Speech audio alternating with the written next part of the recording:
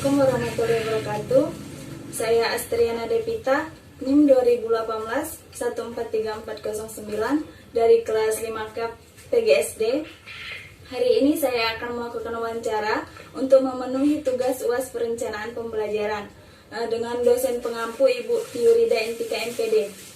Di sini saya telah bersama narasumber kita. Selamat pagi, Bu. Baiklah, sebelum kami memulai wawancara, saya akan menyampaikan biodata Ibu terlebih dahulu, Bu. Nama Ibu Eka Rosalina SSI, asal sekolah mengajar SD Islam Az-Zahra Palembang. Jabatan sebagai wali kelas 6 SD Az-Zahra Palembang. Baiklah, Bu, bisa kita mulai wawancaranya? Baiklah, untuk pertanyaan pertama, menurut Ibu selaku wali kelas sekolah, mengapa dalam menyusun perangkat pembelajaran harus memperhatikan kalender akademik? Oke, baiklah. Jadi seperti kita ketahui nih, kalender akademik itu kan memuat hari efektif, minggu efektif, kemudian ada juga hari libur nasional, hari libur keagamaan, hari libur hari-hari khusus dan lain sebagainya. Nah, dengan adanya kalender akademik ini nih, ketika kita akan menyusun perangkat pembelajaran, kita bisa menyesuaikan batas-batas materi yang akan disampaikan per tanggalnya. Jadi memang kalender akademik itu sebagai patokan kita lah, sebagai patokan dalam kita menyusun perangkat pembelajaran. Jadi kan bisa dipertimbangkan nih, oh hari ini ada libur dan sebagainya. Jadi kita bisa menyesuaikan materi-materi yang akan kita sampaikan sehingga bisa materinya itu tersampaikan dengan tepat waktu. Jadi fungsi kalender akademik sih itu. Jadi sebagai patokan, Bu, ya? Sebagai patokan, sehingga juga efektivitas dan efisiensi dalam menyampaikan materi itu bisa pas. Terima kasih, Bu. Baiklah, pertanyaan kedua. Menurut Ibu, apakah perencanaan program semester sangat penting untuk menunjang pembelajaran? Dan apa saja manfaat yang akan didapat dari program semester tersebut? Oh, baiklah. Jadi kalau untuk program semester ini ditanyakan apakah penting? Tentu sangat penting untuk menunjang pembelajaran. Karena memang tiap sekolah itu pasti menyiapkan program semester sama program tahunan. Nah, program semester ini kan sendiri berisi rumusan pokok-pokok acuan guru apa saja yang akan dilakukannya selama satu semester. Tentunya penting gitu. Terus kalau ditanyakan manfaatnya apa saja, mungkin lebih ke yang pertama sebagai acuan dasar dari seorang guru untuk menyusun program selama satu semester. Jadi kan di situ juga kalau dalam promis itu berisi tentang mempertimbangkan jumlah KD, terus indikator juga. Jadi juga mempertimbangkan alokasi waktu. Jadi sangat penting promes. Tentu manfaat yang lainnya juga mempermudah guru dalam menyampaikan materi agar bisa dikuasai peserta didik. Jadi lebih ke planning lah ya, supaya tertata. Baiklah, terima kasih, Bu. Untuk pertanyaan ketiga, selaku wali kelas, bisakah Ibu menjelaskan langkah apa saja yang dapat dilakukan guru untuk membuat program tahunan? Dan apa saja, Bu, kendalanya? Oke, kalau untuk program tahunan ada beberapa langkah sih. Yang pertama nih yang harus kita lakukan adalah kita harus mengidentifikasi dulu jumlah kompetensi dasar dan indikator. Jadi diidentifikasi dulu jumlah KD dan indikatornya.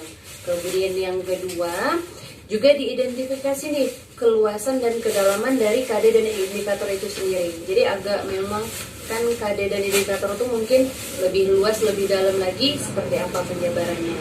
Kemudian yang ketiga baru melakukan pemetaan KD dan indikator tersebut tiap semester kan. Kalau program tahunan itu kan 1 tahun, berarti nanti tiap semester 1 dan semester 2 itu dipetakan bagaimana KD dan indikatornya di mana saja gitu. Kemudian yang terakhir itu baru menentukan alokasi waktu nih. Tentukan ada alokasi waktu dari setiap KD dan indikator. Jadi kita buat alokasi waktu terlebih dahulu. Tentu dengan memperhatikan minggu efektif. Kendalanya apa sih? Untuk terkait kendala, kalau secara spesifik sih nggak ada. Hanya saja mungkin ketika ada perubahan hari efektif nih, misalnya ada hari libur dadakan atau seperti apa, sehingga terganggu program tahunan yang kita susun itu terganggu. Jadi misalnya ada beberapa hari libur dadakan atau seperti apa, sehingga materi yang harusnya disampaikan pada saat itu tertunda, sehingga guru kan akan menyesuaikan lagi waktunya atau mendapatkan tambahan belajar. Itu sih paling kendala yang dialami menyusun program tahunan. Terima kasih Bu. Untuk pertanyaan keempat, menurut Ibu dalam membuat atau mengembangkan silabus, hal apa saja yang harus diperhatikan ketika pembuatan silabus tersebut, khususnya di masa pandemik sekarang Bu? Oke, terkait silabus ya, untuk menyusun atau mengembangkan dari silabus itu sendiri, terkhusus pada pandemik sekarang ya, apa saja yang harus diperhatikan. Tentu yang paling utama sih kalau saya pribadi dan mungkin teman-teman di sekolah juga memperhatikan metode ataupun model yang digunakan dalam pembelajaran daring. Itu yang memang harus benar-benar dikembangkan guru-guru sekarang agar siswa itu tetap bisa menerima pelajaran dengan baik dan tentunya tidak bosan ya, karena kalau daring ini luar biasa sangat membosankan terkadang bagi para siswa. Itu sih yang harus diperhatikan kalau dalam mengembangkan silabus terkait metode dan model pembelajaran. Terima kasih ya Bu. Nomor 5, apakah Ibu selalu mempersiapkan rencana pelaksanaan pembelajaran atau RPP sebelum mengajar, dan mengapa RPP itu sangat penting dalam suatu proses pembelajaran? Oke, baiklah. Tentu kalau jika akan melaksanakan pembelajaran pasti harus disiapkan ya, harus disiapkan itu. Karena memang program sekolah memang harus disiapkan sebelum pembelajaran, itu harus ada RPP. Nah, apakah RPP itu penting? Tentu ya. Kenapa RPP itu penting? Karena dalam RPP itu terdapat yang pertama itu kompetensi dasar ya, KD,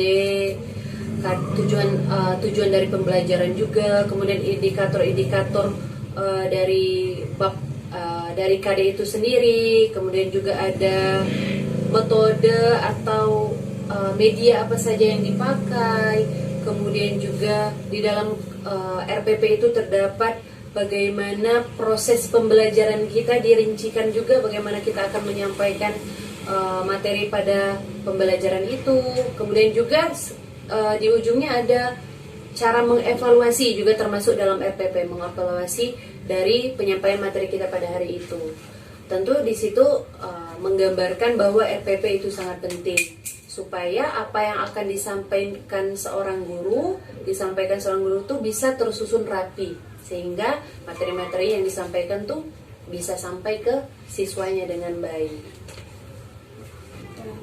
Pertanyaan ke-6, menurut Ibu selaku wali kelas, faktor pendukung apa saja yang harus diperhatikan dalam membuat tujuan pembelajaran agar sejalan dengan RPP yang dibuat, dan bagaimana cara seorang guru mencapai tujuan pembelajaran tersebut?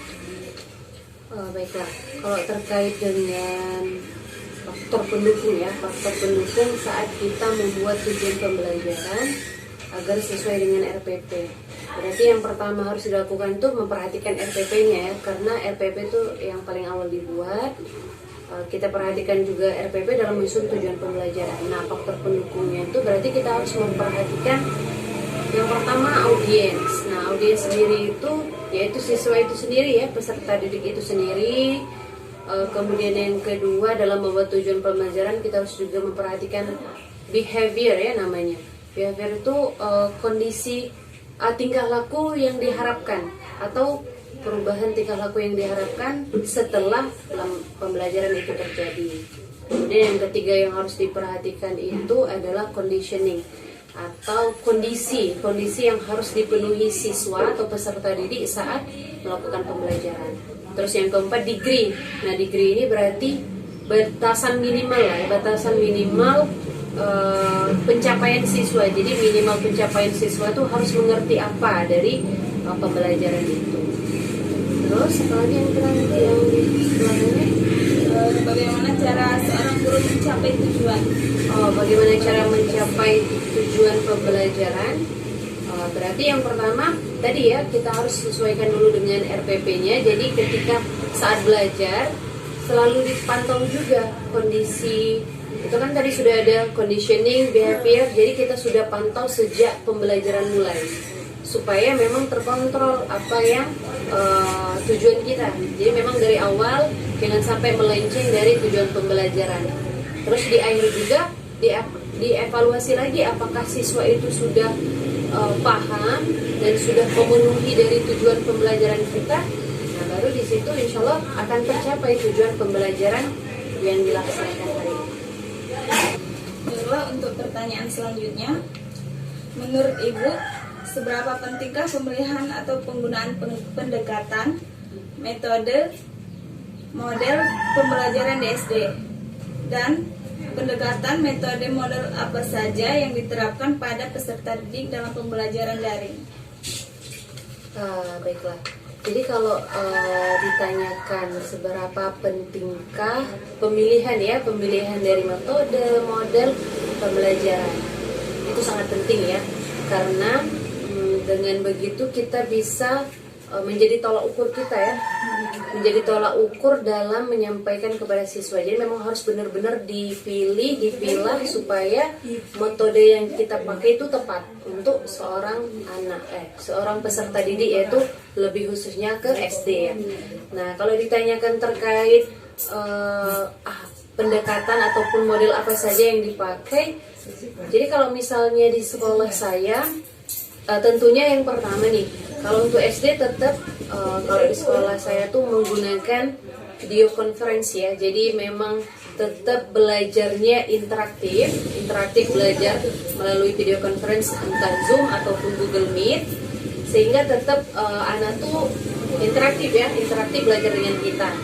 Terus tuh di samping itu juga supaya anak tidak bosan, jadi yang pertama ada tugas-tugas, tapi tugas-tugasnya ini sesuai dengan arahan pemerintah sekarang. Tugasnya itu nggak boleh yang benar-benar menguras mereka ya, entah baca, tulis, hitung dan sebagainya yang agak susah-susah, tapi lebih ke aspek motorik mereka saja. Jadi yang pertama nih, lebih ke pembiasaan sehari-hari. Jadi memang anak-anak tuh diberi tugas, kebetulan biasanya ada buku-buku kayak list-list pembiasaan sehari-hari ya, selama pandemi ini membantu orang tua dan sebagainya, itu ada list bukunya, kemudian ada dokumentasinya juga, jadi foto ataupun video. Terus tuh terkait aspek-aspek yang lain, misalnya dalam pelajaran lain ada kayak mengirimkan video senam mereka ataupun video bernyanyi mereka, jadi memang lewat aspek audio visual ya. Terus tuh juga Bisa aktif ya. Jadi memang lebih ke aspek motorik mereka tuh didokumentasikan. Jadi siswa di rumah tuh tetap aktif. Kalau dalam hal keagamaan juga nih, jadi misalnya siswa menghafal Quran, menghafal ayat-ayat pendek, kemudian hadis dan sebagainya juga kita upayakan dokumentasikan. Di situ juga ada ikut serta dari orang tua, sehingga memang benar-benar selaras lah antara orang tua, siswa dan guru di sekolah.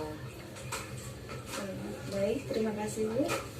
Untuk pertanyaan selanjutnya, bahan ajar apa yang biasa Ibu siapkan untuk mengajar pada saat selama belajar online ini Bu? Dan bagaimana cara Ibu untuk memanfaatkan bahan ajar tersebut agar siswa dapat lebih memahami materi pembelajaran tersebut? Kalau untuk bahan ajar apa saja yang akan disiapkan, yang pertama tentunya karena daring ini ya, daring ini berarti kita tuh lewat video conference yang tadi, berarti Ibu siapkan kayak PPT lah ya, PPT, kemudian mungkin video-video juga, jadi ketika lagi belajar juga share screen, entah video apa yang disiapkan sesuai dengan materi pada hari itu. Kemudian kalau memungkinkan misalnya sedang pelajaran apa, entah tematik IPA dan sebagainya, kita siapkan juga alat peraga, mungkin entah alat peraga matematika, IPA, atau yang lainnya jika memungkinkan juga disiapkan. Jadi memang ditunjukkan juga peraga alat-alat yang sedang dipelajari. Paling itu sih yang harus disiapkan. Oke, jadi terkait dengan bagaimana apa tadi cara Memanfaatkan bahan ajar. memanfaatkan bahan ajar agar siswa bisa mudah paham gitu. Nah, jadi kalau misalnya kita sudah menyiapkan bahan ajar nih, tentu kita maksimalkan saja apa yang ada. Jadi memang dari gurunya pribadi itu memang benar-benar dalam menjelaskan tuh harus pelan-pelan, kemudian juga secara menyenangkan ya. Karena kalau siswa SD ini cenderung mereka tuh mudah bosan. Jadi memang kita secara pribadi dari guru tuh harus pembawaannya menyenangkan, kemudian pelan-pelan saja, apa yang disampaikan itu singkat saja tapi berisi sehingga materinya tuh enggak terlalu bertele-tele dan banyak. Jadi memang lebih ke kitanya sih, kita kontrol tiap materi yang disampaikan. 9. Bisakah Ibu jelaskan mengapa setiap membuat soal harus sesuai dengan indikator dan tujuan pembelajaran? Serta apakah pembuatan soal selalu bersumber dari buku pegangan yang dimiliki oleh Ibu? Oke, jadi kalau ditanyakan terkait pembuatan soal ya. Jadi kalau ditanyakan terkait pembuatan soal apakah kenapa harus sesuai indikator ya? Tentu kan ketika kita membuat soal ya nggak harus nggak boleh serta-merta buat soal sembarangan. Nah kan kita sudah ada namanya KD dan indikator. Nggak boleh keluar dari situ, karena kalau misalnya tidak sesuai itu tentu menyimpang ya, nggak sesuai jalurnya. Jadi indikator dan tujuan pembelajarannya apa, kemudian soalnya apa, tentu harus sesuai ya, karena supaya soal yang diberikan itu tidak keluar dari jalurnya dan siswa bisa menjawabnya. Poin pentingnya siswa bisa menjawab pertanyaan tersebut.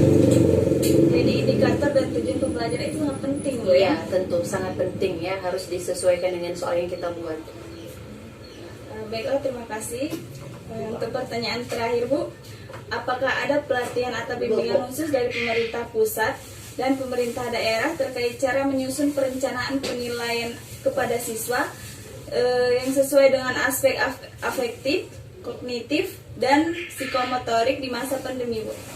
Baiklah, kalau yang ditanyakan selama pandemi ya, mungkin di luar sana atau di beberapa daerah pemerintah pusat sudah menyampaikan ya, pemerintah pusat, pemerintah daerah sudah melakukan pelatihan secara online pasti. Cuman untuk saya pribadi, ibu pribadi, terhitung sejak Agustus ya, karena baru Agustus 2020 sampai sekarang. Baiklah Bu, untuk pertanyaan terakhir, apakah ada pelatihan atau bimbingan khusus dari pemerintah pusat dan pemerintah daerah terkait cara menyusun perencanaan penilaian kepada siswa sesuai dengan aspek afektif, kognitif, dan psikomotorik di masa pandemi Bu? Baiklah, kalau ditanyakan pelatihan khusus ya untuk masa pandemi, mungkin untuk yang di luar pemerintahan pusat atau pemerintahan daerah di luar dari sekolah sudah melaksanakan ya, pasti sudah banyak selama ini melalui Zoom mungkin atau Google Meeting, pokoknya melalui online.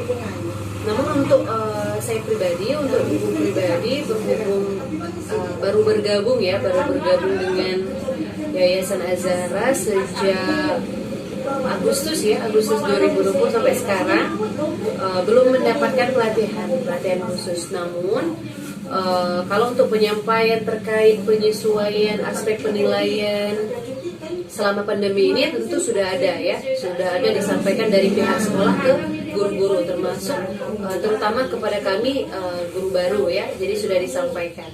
Cuma untuk pelatihan khusus dari pemerintah belum dilaksanakan mungkin. Terima kasih Bu. Baiklah, kesimpulan dari wawancara. Jadi dalam suatu perencanaan pembelajaran, seorang guru harus selalu memperhatikan kalender akademik, program semester, program tahunan, silabus, RPP, pendekatan pembelajaran, metode pembelajaran, dan bahan ajar, supaya dalam suatu pembelajaran dapat berjalan dengan baik. Baiklah, itu saja wawancara dari kami. Terima kasih Ibu telah meluangkan waktunya. Lebih kurangnya saya mohon maaf. Kepada Tuhan saya mohon ampun. Saya tutup dengan wassalamualaikum warahmatullahi wabarakatuh. Waalaikumsalam.